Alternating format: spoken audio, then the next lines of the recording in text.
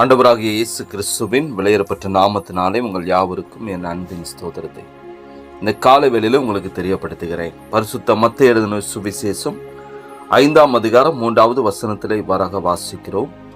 ஆவியில் எளிமையுள்ளவர்கள் பாக்கியவான்கள், பரலோக ராஜ்யம் அவர்களுடையது என்று சொல்லி பார்க்கிறோம். கிறிஸ்துவுக்குள் அன்பான தேவனுடைய பிள்ளைகளை, நம்முடைய தேவன் அவர் உண்மையுள்ளவராய் காணப்படுகிறார். அவருடைய வார்த்தைகளுக்கு நாம் உண்மையாய் கீழ்ப்படிந்திருக்க வேண்டும் என்று சொல்லி நாட்களை பரிசுத்த ஆவியானவர் வாஞ்சிக்கிறார். இங்க திரளான ஜனங்கள் கூடி வந்திருந்த போது தம்மிடத்தில் வந்த சீசர்களிடம் இயேசு பேச ஆரம்பிக்கிறார். இயேசுவை பின்பற்றி நடக்கிற ஒவ்வொரு விசுவாசிக்கும் இந்த பாக்கியமுள்ள வசனங்கள் அவருடைய வாழ்க்கைக்கு ஒரு உயிர் ஊட்டுகிற வார்த்தைகளாக, அவர்களை பலப்படுத்துகிற வார்த்தைகளாய் காணப்படுகிறது. ஆவியில் எளிமை என்பது தரித்திரத்தை குறிக்கிறதா காணப்படுகிறதா? ஒரு நாளும் இல்லை. தரித்திரர் எப்போதும் உங்களிடத்தில் இருக்கிறார்கள். உங்களுக்கு மனதுண்டாகும் போதெல்லாம் நீங்கள் அவர்களுக்கு நன்மை செய்யலாம் என்று சொல்லி ஆண்டவராக இயேசு கிறிஸ்து கூறுகிறதை நாம் பார்க்கிறோம். ஏனென்றால் ஆண்டவர் அவர்கள் மீது மனதுருக்கம் கொண்டவராய் காணப்பட்டார். ஆனால் இங்கே பணம், பொருள் என்று உலக தேவைகளில் தரித்திரரை இயேசு குறிப்பிடவில்லை. மாறாக ஆவியில் தரித்திரரையே இங்கே குறிப்பிடுகிறதை நாம் பார்க்கிறோம். இதை யாக்கோபு அப்போஸ்தலர் எவ்வாறு சொல்கிறார் என்றால், தேவன் இவ்வுலகத்தில் தரித்திரரை விசுவாசத்தில் ஐஸ்வர்யங்களாக்கவும் தம்மிடத்தில் அன்பு கூறுகிறவர்களுக்கு தாம் வாக்குத்தத்தம் பண்ணின ராஜ்யத்தை சுதந்திரிக்கிறவர்களாகவும் தெரிந்து கொள்ளவில்லையா என்று சொல்லி யாக்கோபு 2ஆம் அதிகாரம் 5வது வசனத்திலே அவர் விளக்குகிறார். அப்படியானால் ஆவியில் எளிமை என்பது என்ன?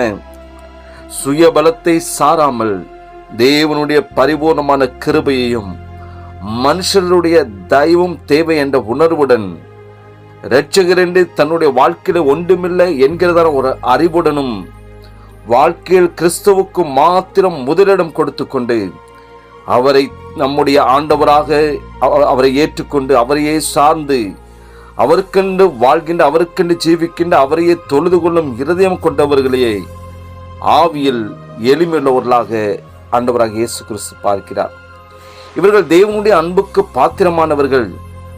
பரிசுத்த வேதாகமத்தில் நாம் வாசிக்கிறதான பொழுது உள்ளவைகளை அவமாக்கும்படி உலகத்தின் இழிவானவைகளையும் இல்லாதவைகளையும் தேவன் தெரிந்து கொண்டார். மாம்சமான எவனும் தேவனுக்கு முன்பாக பெருமை பாராட்டாதபடிக்கு அப்படி செய்தார் என்று கொரிந்தியருக்கு எழுதின நிருபத்தில் அப்போஸ்தலனாகிய பவுல் எழுதுகிறார். எனவே கிறிஸ்துவுக்குள் அன்பான தேவனுடைய பிள்ளைகளை, நம்முடைய வாழ்க்கையிலே நம்முடைய சுய பலத்தின் மேல் நாம் சாராதவர்களாக, சுய பலத்தையே நம்பி நம்முடைய வாழ்க்கையை நாம் கொண்டு செல்லாதவர்களாக ஒவ்வொரு நாட்களும் கர்த்தரை மாத்திரம் சார்ந்திருக்க வேண்டும் என்று சொல்லி பரிசுத்த ஆவியானவர் வாஞ்சிக்கிறார். ஆவியில் எளிமையாக வாழும்படியாக இந்த காலை பொழுதிலே தெய்வ சமூகத்திலே நம்மை அர்ப்பணிப்போம்.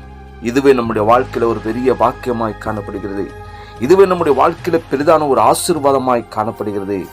ஆகையினால் தான் ஆண்டவராக இயேசு கிறிஸ்து சொன்னார், ஆவியில் எளிமையுள்ளவர்கள் பாக்கியவான்கள், பரலோக ராஜ்யம் அவர்களுடையது என்று சொல்லி.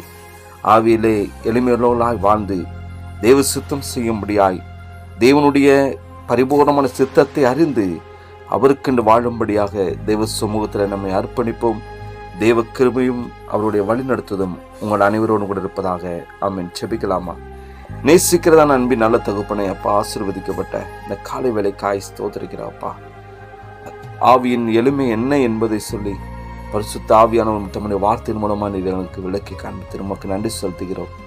ஒவ்வொரு நாட்கள் ஆண்டவரே அப்படிப்பட்ட தாழ்மை நிறைந்த அன்பு உள்ள ஒரு இருதயத்தோடு கூட வாழ தகுப்பனை யாவருக்கு நீங்கள் கிருபை செய்யும்படி நாங்கள் செபிக்கிறோம். எங்களுடைய வாழ்க்கையில எங்களுடைய சுய பலத்தையும் நாங்கள் சாராதவர்களாக ஒவ்வொரு நாட்களும் உம்முடைய கிருபையிலை சார்ந்து ஒவ்வொரு நாளுக்கும் உமக்கென்று வாழ, கிறிஸ்துவுக்கு முதலாவது இடத்தை கொடுத்து உமக்கென்று வாழ்வதற்கு அப்படிப்பட்ட கிருபைகளை தகப்பன் கொடுத்து வழிநடத்தும்படியா நாங்கள் ஜெபிக்கிறோம்ப்பா. ஒவ்வொரு நாட்களும் ஆண்டவரை நீர் எங்களுக்கு தருகிற வார்த்தையை எங்கள் வாழ்க்கையில முழுவதும் நாங்கள் கடைபிடித்து நடப்பதற்கு பரிசுத்த ஆவியின் அப்படிப்பட்ட இருதயத்தையும் மனதையும் தகப்பன் யாவருக்கும் கொடுத்து வழி நடத்துங்க. ஆசீர்வதிங்க. இயேசுவின் நாமத்தில் ஜெபிக்கிற நல்ல பிதாவே. ஆமென். ஆமென்.